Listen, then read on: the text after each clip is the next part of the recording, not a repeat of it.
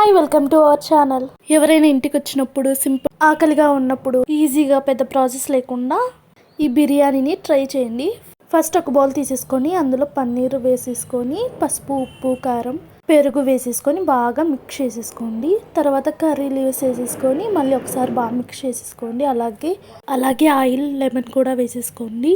బాగా మిక్స్ చేసేసుకొని మూత పెట్టి ఒక 15 మినిట్స్ పక్కన పెట్టండి. అంతలోపు రైస్ని ఉడికించుకుందాం. ఒక గిన్నె తీసేసుకొని అందులో వాటర్ వేసేసుకొని బిర్యానీ సామాన్లు వేసేసుకొని గ్రీన్ చిల్లీ వేసేసుకొని అర్ధగంట పాటు నానపెట్టిన బాస్మతి రైస్ని వేసేసుకొని బాగా ఉడికించుకోవాలి.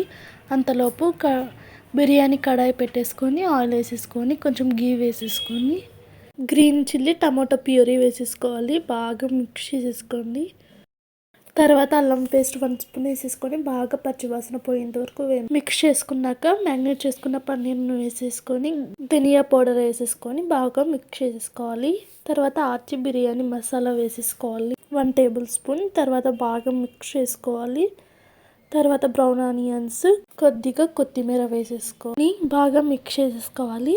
తర్వాత 90% ఉడికిన బాస్మతి రైస్ని వేసేసుకోవాలి. రైస్ పైన బ్రౌన్ ఆనియన్స్, కొత్తిమీర, ఆచి బిర్యానీ మసాలా స్ప్రింకిల్ చేసేసుకోవాలి. కుంకుమ పువ్వుని ఒక 10 మినిట్స్ నానబెట్టేసుకొని దాని మీద స్ప్రెడ్ చేసేసుకోవాలి. ఇంకా మూత పెట్టి ఒక 15 మినిట్స్ దమ్ చేసేసుకోవాలి మీడియం ఫ్లేమ్లో. అంతే, మన ఈజీ పన్నీర్ బిర్యానీ రెడీ. చాలా బాగుంటుంది, టేస్ట్ కూడా. తప్పకుండా ట్రై చేయండి. ఇది మటన్ కీమా నేను త్వరలోనే పోస్ట్ చేశాను.